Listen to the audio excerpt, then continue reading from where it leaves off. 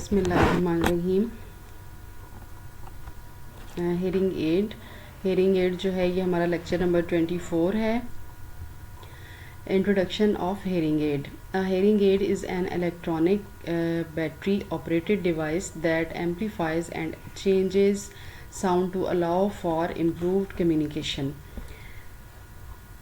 Hearing aid जो है वो एक इलेक्ट्रॉनिक बैटरी ऑपरेटेड डिवाइस है जो कि एम्पलीफाई कर देती है, यानी बढ़ा देती है और साउंड को चेंज कर देती है और उसकी हमारी जो कम्युनिकेशन है उसको इम्प्रूव करने में हेल्प आउट करती है। हेयरिंग एड जो है ये बहुत ज़्यादा कॉमन यूज़ में आने वाली जो है वो डिवाइस है, जो कि बच्चों में भी और बड़ों में भी इक्वली माइल्ड से लेकर सीवियर डिग्री के हेयरिंग लॉस तक इसको इस्तेमाल किया जाता है। Components of hearing add: microphone, amplifier, receiver, battery and year mould. Microphone जो है receive sound and converts it into electrical impulses, picks up sound. यानी माइक्रोफोन जो है ये एनवायरनमेंट में से साउंड को कलेक्ट करता है और इसको इलेक्ट्रिकल इम्पल्सेस में कन्वर्ट करके एम्पलीफायर को जो है वो ट्रांसमिट कर देता है। अब एम्पलीफायर जो है it intensifies electrical impulses, make sound louder. अब एम्पलीफायर जो है उसका काम ये है कि वो उन इलेक्ट्रिकल इम्पल्सेस को जो है वो कर देता है, साउंड को लाउडर कर देता है, यानी उन इलेक्ट्रिकल इम्पल्सेस को वो बढ़ा देता है या लाउडर कर देता है। Receiver translates those electrical impulses into louder sound. अब ये जो रिसीवर है ये जो एम्पलीफाई हुई साउंड्स को, एम्पलीफायर से साउंड को पिक करता है, तो उनको इलेक्ट्रिकल इम्पल्सेस को जो है वो लाउडर साउंड्स में ट्रांसलेट कर देता है। Delivers amplified sound into year miniature loud speakers. अब ये उन लाउड स्पीकर्स तक जो है वो पहुंचाता है साउंड को, जो कि उस डिवाइस के अंदर बहुत छोटे छोटे से डिस्प्ले हुए होते हैं।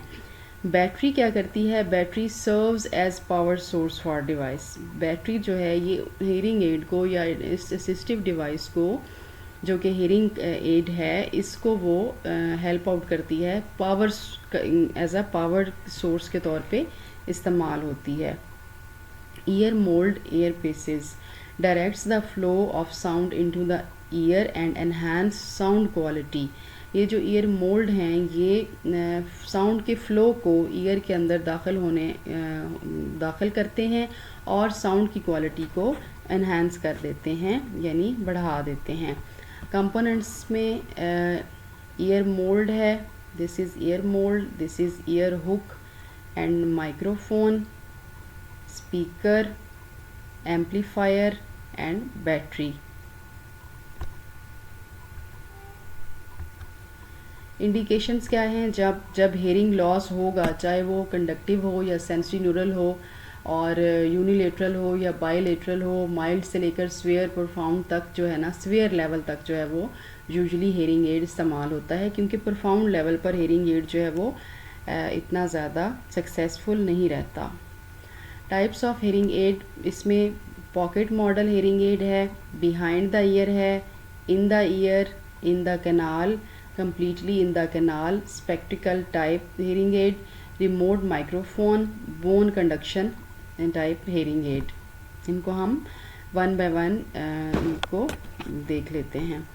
Pocket model, worn in pocket at chest level, ठीक है, यानी इसको पॉकेट में रखा जाता है और ये चेस्ट लेवल पे होता है। A cord transmits the electrical output to a receiver, और इसके अंदर एक कॉर्ड जो लगी हुई होती है, यानी एक वायर की शेप जो होती है, वो इलेक्ट्रिकल आउटपुट को ट्रांसमिट कर देती है इलेक्ट्रिकल आउटपुट को रिसीवर तक, और फिर वो इसको रिसीवर जो है वो इसको सिग्नल्स के अंदर साउंड को कन्वर्ट कर देता है।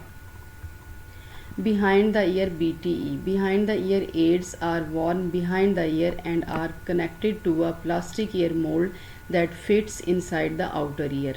Behind the ear hearing aid जो है ये बहुत ज़्यादा कॉमन यूज़ इसका होता है, बहुत ज़्यादा देखने में भी आया होगा आपके। इसके अंदर जो है वो ये देखें आप, behind the ear hearing aid, ये इसका जो है वो इसकी ये बैटरी वगैरह यहाँ पे है, ये इसका ईयर मोल्ड है, और ये इसका जो है वो वाला पोर्शन है जो कि इनसाइड द ईयर जो है वो इंसर्ट किया जाता है। Behind the behind the ear hearing aid are worn behind the ear and are connected to a plastic ear mold that fits inside the outer ear। यानी वो ईयर मोल्ड जो plastic का होता है उसको ईयर के अंदर इंसर्ट होता है, इनसाइड द ईयर इंसर्ट होता है। The components are held in a case behind the ear। Sound travels from the aid through the ear mold into the ear। अब जो साउंड है वो ट्रैवल करती है ईयर मोल्ड के थ्रू, जो है वो जाती है इंटरनल ईयर में जाती है। Poorly fitting behind the ear molds may cause feedback, a whistle sound caused by the fit of the hearing aid और by built up of ear wax और फ्लूइड। अब ये जो अगर आपने इसको पुअरली फिट किया है, ठीक से फिट नहीं हुआ कम्प्लीटली, यानी फिटेड इसकी पोजीशन नहीं है, इसका मोल्ड जो है वो कम्प्लीटली इंसर्टेड नहीं है इन द ईयर में, कनाल में, तो इसमें से साउंड्स आती हैं, जैसे हल्की सी विसल होती है या बीप की साउंड जो हैं वो आती रहती हैं, या फिर इसके अंदर ईयर वैक्स या कोई फ्लूइड जो है वो बिल्टअप होने का खदशा होता है। Behind the ear hearing aid, in the ear hearing aid ITE, in the ear hearing aid fit completely in the outer ear and are used for mild to severe hearing loss. यानी ये वाला जो hearing aid है ये completely in the ear fit होता है outer ear में, और ये mild to severe hearing loss के लोगों को जो है वो उनके लिए यूज़फुल होता है। The case which holds the components is made of hard plastic, यानी वो केस जिसके अंदर यानी इसकी कंपोनेंट्स होते हैं वो हार्ड प्लास्टिक का बना होता है। In the ear hearing add accommodated added technical mechanisms such as a telecoil, a small magnetic coil contained in the hearing aid that improves sound transmission during telephone calls। यानी ये वाला जो इन the year hearing aid है इसका एक फ़ायदा ये होता है कि ये कम्प्लीटली इन द ईयर होता है, और माइल्ड टू स्वेयर के जो हेयरिंग एड के लोग हैं वो इसे यूज़ कर सकते हैं। इसके अलावा ये इसके अंदर जो है इसके साथ हम अदर जो डिवाइसेस हैं वो भी अटैच कर सकते हैं या यूज़ कर सकते हैं, जैसे कि टेलीकॉइल है, यानी ये एक कॉपर की वायर होती है जो कि साउंड की जो क्वालिटी है उसको बढ़ा देती है और एक्सपेंड कर देती है, डिवाइस की जो लिमिटेशंस हैं उनको बढ़ा देती है, यानी डिवाइस को जो है वो एक्सपेंड कर देती है। और ये ज़्यादातर जब टेलीफ़ोन कॉल्स जो हैं वो सुनी जाती हैं तो ये जो है वो हेयरिंग का जो लेवल है उसको बेहतर करती है और साउंड की क्वालिटी को इम्प्रूव कर देती है। In the ear aids can be damage by ear wax and hearing and ear drainage and their small size can cause adjustment problems and feedback. They are not usually worn by children because the casing needs to be replaced as the ear grows। अब ये जो इन the year hearing aid है ये damage हो सकता है ear wax की वजह से, या कान अगर बहते हों, कानों में से कोई फ्लूइड वगैरह निकले, या जो है ईयर वैक्स वगैरह बहुत ज़्यादा हो जाए प्रोड्यूस, तो उसकी वजह से ये ख़राब हो सकता है। और ये बहुत स्मॉल साइज़ होता है इसलिए इसकी एडजस्टमेंट प्रॉब्लम्स रहती हैं। अगर ये प्रॉपरली एडजस्ट ना हो तो इसकी भी फीडबैक आती है, यानी इसके अंदर से भी टूं टूं की या बीप की आवाज़ें जो हैं वो आती हैं।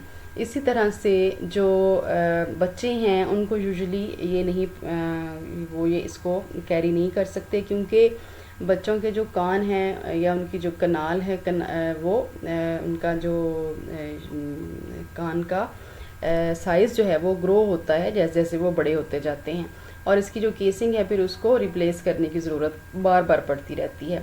और इसके अलावा ये बच्चे जो हैं इसलिए भी नहीं कैरी कर सकते क्योंकि ये बहुत छोटी सी डिवाइस है और इसको जो है ना वो प्रॉपर तरीके से इंसर्ट करना पड़ता है।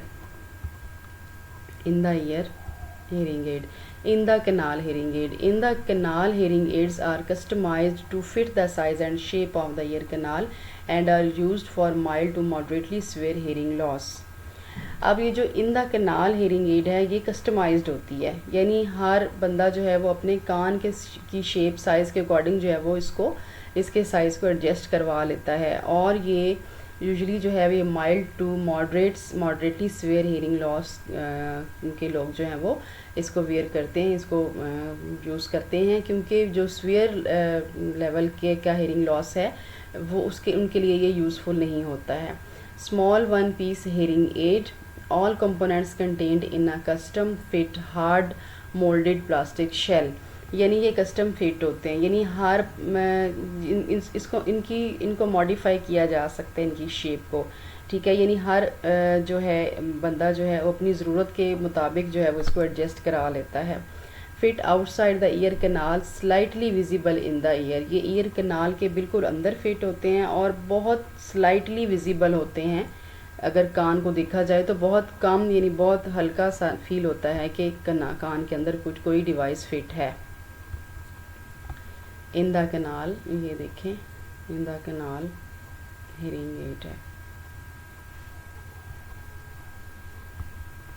completely in the canal hearing aid are mostly concealed in the ear canal and are used for mild to moderately severe hearing loss। अब in the canal भी और जो completely in the canal hearing aid है ये mild से लेकर moderately severe hearing losses को use के लिए यूज़ होते हैं, ये severe के लिए यूज़ नहीं होते हैं।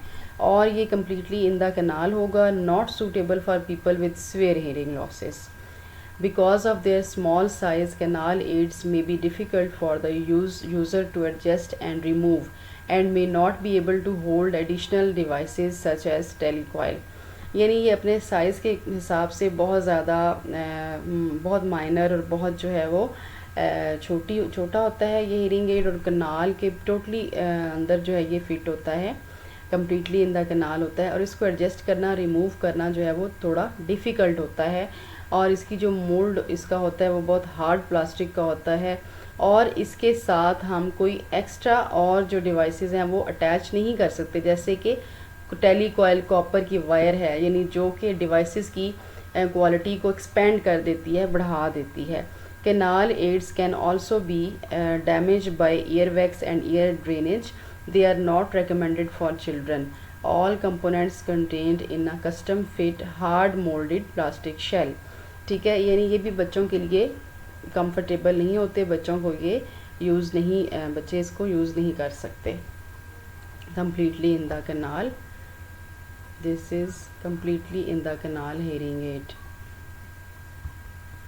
spectacle type, the hearing aid components are incorporated within a spectacle frame। यानी ये वाला जो हेयरिंग एड है इनको स्पेक्टिकल फ्रेम्स यानी ग्लासेस के जो का फ्रेम जो है उसके साथ अटैच कर दिया जाता है। It is useful for those who use glasses along with hearing ads, और ये उन लोगों के लिए यूज़फुल होता है जिन्होंने हेयरिंग एड के साथ साथ ग्लासेस भी वेयर करने हैं, या उनको कोई विज़न का प्रॉब्लम भी है और वो इसको यूज़ कर लेते हैं। ये देखिए यहाँ पे हेयरिंग एड जो है ये फिट किया गया है। Remote microphone, it combines the advantage of behind the ear and in the year models. This model is virtually invisible, ठीक है।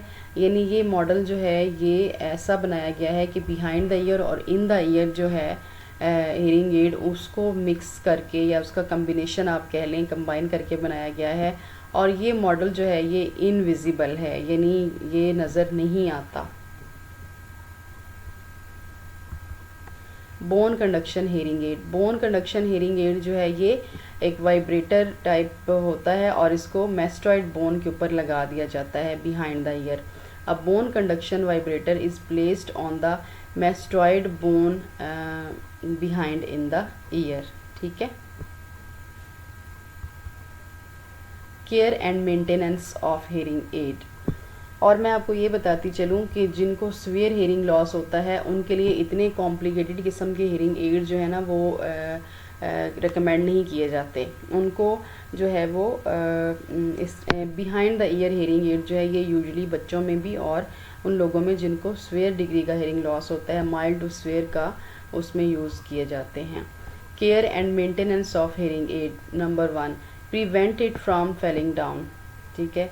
Don't spill liquids on the hearing aid, यानी इसको गिरने से बचाएं। और दूसरा ये कि इसको डायरेक्ट लिक्विड में यानी किसी भी पानी का एक्सपोजर न मत दें, ना इसके ऊपर पानी फेंकें और ना ही इसको पानी में डालें।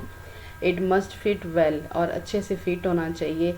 और गाइडलाइन भी होनी चाहिए कि अगर इसकी बैटरी एक्सपायर हो रही है या इसमें कोई प्रॉब्लम हो रही है या वॉल्यूम काम ज़्यादा हो रहा है, कुछ इस तरह से एडजस्टमेंट, तो इसको उसकी अंडरस्टैंडिंग जो है वो होनी चाहिए। Cords shall not be twist और नॉक्ड, जो भी यानी नोटेड, यानी जो भी कॉर्ड्स इसकी हैं यानी जो वायर्स इसकी हैं वो एक दूसरे के साथ ट्विस्ट यानी उलझी हुई नहीं होनी चाहिए। Protect it from dust, dirt and heat, इसको डस्ट से बचाएं, डर्ट से बचाएं और हीट से बचाएं। Remove the battery from hearing aid when it is not in use, जब आपने हेयरिंग एड उतार के रखा है, आप यूज़ नहीं कर रहे, आप रात को सोने लगे हैं, आप उसको नहीं वेयर कर रहे, तो आप जो है उसकी बैटरी को रिमूव कर दें। Remember to detach the ear mould from the receiver before washing the mould, जब आप मोल्ड को वॉश करने लगे हैं तो आप इसकी जो डिटैच कर दें। Remember to detach the ear mould, आप ईयर मोल्ड को जो है वो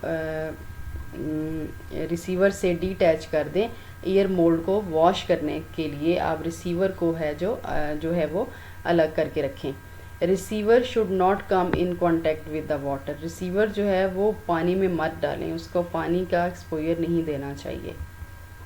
थैंक यू सो मच।